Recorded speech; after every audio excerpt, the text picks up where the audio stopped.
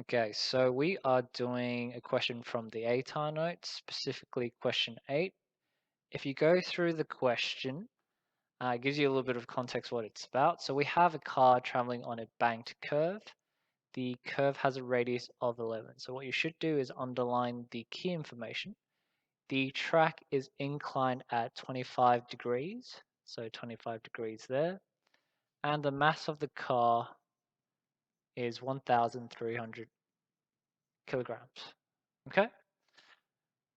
All drawn out for you already there, but just to give you a little bit of context. Now, in question A, it asks you to determine the speed, so you're trying to find velocity, at which the car would travel on the curve such that no acceleration will act perpendicularly. So the fact that it says there's no friction acting on it perpendicularly, we can just safely assume that friction for this question is 0. So that's our assumption that we will make when performing these calculations. The next thing we need to do is work out what equation we should use. Now, if I draw out a similar situation here, the net force is going towards the center of the curvature. So that's my net force there. What I also know is, therefore, the net force is also equal to the centripetal force. Okay? What we also know is if an object is on a banked surface, that net force can be rewritten as mg tan theta, which is equal to our centripetal force, and our centripetal force is written as mv squared over r there. So if I put everything together, this is the general equation I have. Mg tan theta, mv squared over r. Okay, there's a couple of things we can do before we plug in any numbers. Because we're using the same mass as, or the car has the same mass, we can get rid of the m's. So all we're left with is g tan theta v squared over r. And then if I rearrange it over, I get the square root of r g tan theta equals to velocity. That's how I'm going to do that. So if I plug in all the numbers together and change the color again,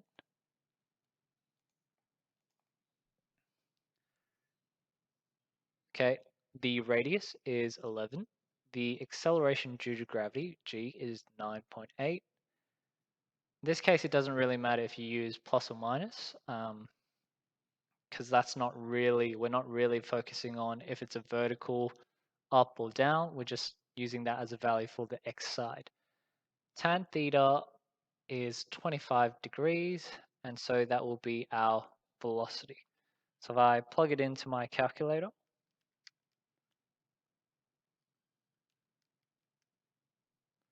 the value is going to be equal to 7.089 blah blah blah, like that. If you look at the question, the sig figs that we use for our rounding off is going to be 2, because that's the lowest sig figs of each one. So 11 meters, that's 2 sig figs. 25 degrees is 2 sig figs. So I'm going to round it off to 2 significant figures. Meters per second. So 7.09 meters per second. That's how you do the first part. So the next part we're doing is B. It says determine the magnitude. So we're trying to find a value for the normal force acting on the car at this speed. So one of the assumptions we're going to make is prior in the year 11 syllabus, we said that the normal force can be just rewritten as some kind of component of the weight force. So that happened to be Fg cos theta. Now this won't do for this equation or this calculation because we assume that this is just sliding. But in this equation, the object is not sliding, it's making a curved motion. So it's going curved around. So that formula won't work. We need to draw a new kind of diagram. So using the same assumptions, we still know that FG is down like that. We know that the F normal is going to be acting at 90 degrees to the surface. The new thing we do know about this equation, or this current situation, is there is a centripetal force going directly horizontal.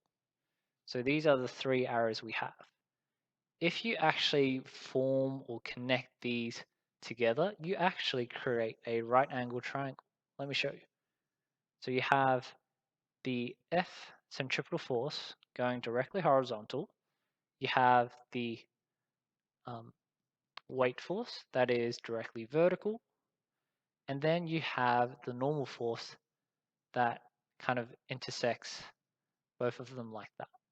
So what you can see here, or what at least we have, is the solving through Pythagoras. Okay, so all you do is solving this equation using Pythagoras theorem based on the triangle we drew out. So F normal is equal to the square root of the centrifugal force plus the weight force. So what is that? Let's just have a quick look. The weight force is 9.8 times our mass, which was 1,300. Square that. And then we have the centripetal force, which in this case, remember, centripetal force is mass velocity squared over r. So our mass, just wrote down, 1,300 times velocity, which is what we found just then, 7.09 squared over a radius of 11. So killing my own little bit of space here, but that's effectively how you do it. So just remember, it's 7.09 squared. And if I plug that into the equation, which will take a little bit of time,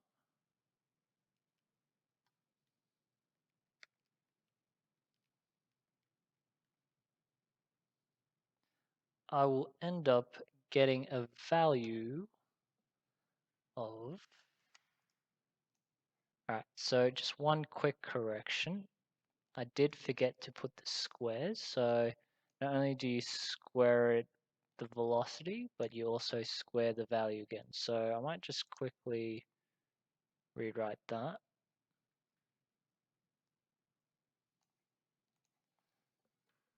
So we have square root, this time at least I know I need to write a bit bigger, 1,300 times 7.09 squared over 11 squared again, plus 1,300 times acceleration due to gravity squared, and the value I get is 14,057.0414. Again, if you check out the significant figures we use, we are going to use 2 sig figs, so 14,000 newtons.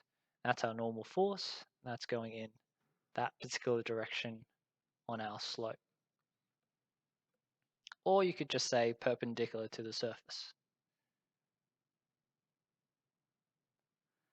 The last thing we're going to look at is question C, and that is asking us in which direction will the friction force need to be to maintain this motion if we increase the speed. So if I just draw out this little image, so this is the curve that the car is going to take. So this is our car here.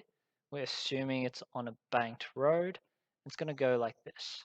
If we double the speed according to, you know, our centripetal force, if we increase that speed, our radius would also get a lot bigger. So as speed is increasing, the radius or the curve of the car is also increasing.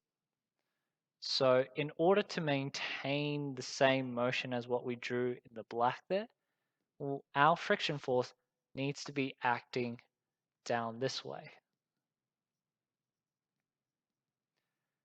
So the answer that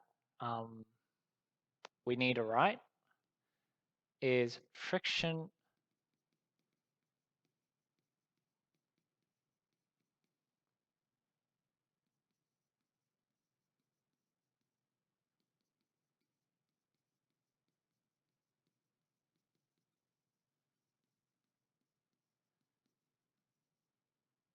So friction must act towards the center of the curvature, which is to the bottom of that center point there. So we're trying to make it go downwards like that. So that's how you answer all three of those questions.